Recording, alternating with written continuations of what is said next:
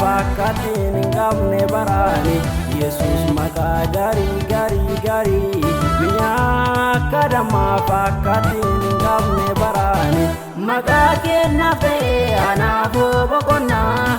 isa waame lolee nyaatamuu leenjaa maqaan kee fayyinaa humna guddaa qaba maqaa kee eebbisaa faarsaan olooli qaba maqaan kee fayyinaa humna guddaa qaba maqaa kee eebbisaa faarsaan olooli qaba.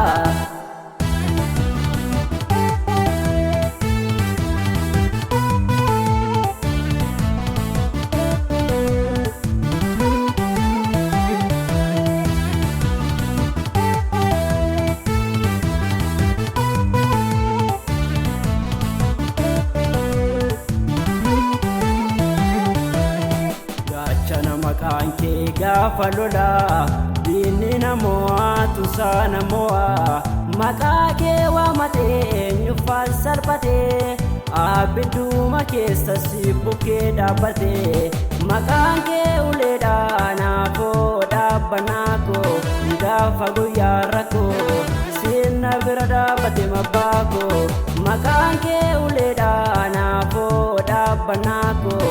gaafa guyyaa rakkoo sinna bira dhaabbate mabbaa koo maqaan kee jaamaa banaa maqaan kee juudaa dhageessisa maqaan kee naafa dirisa maqaan kee juudaa dhageessisa maqaan kee naafa dirisa maqaan kee du'a kasa maqaan kee fayyinaa humna guddaa qaba maqaa kee eebbisaa faarsaan olooli qaba maqaan kee fayyinaa humna guddaa qaba maqaa kee eebbisaa faarsaan olooli qaba Yesus maqaa gaarii biyyaa akka dammaa fakkatiin hin qabne baraani Yesus maqaa gaarii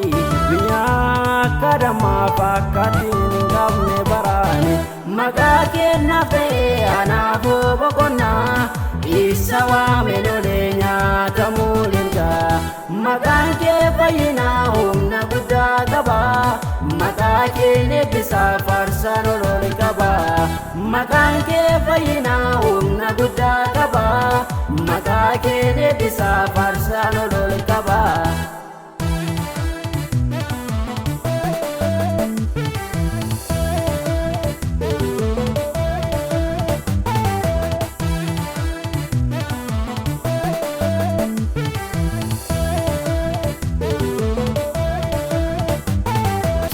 Kabani sanduma qabu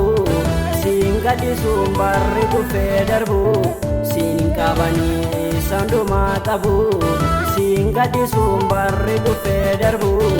lakki ta'uun yuudaa isa si gurguru maqaa kee qabatee waan turaan qabu lakki ta'uun yuudaa isa si gurguru maqaa kee qabatee waan turaan qabu. Ulfinni maqaa keef jaalalli maqaa keef oqubaa maqaa keef ilileen maqaa keef haa ta'u ulfinni maqaa keef jaalalli maqaa keef oqubaa maqaa keef ilileen maqaa keef haa ta'u.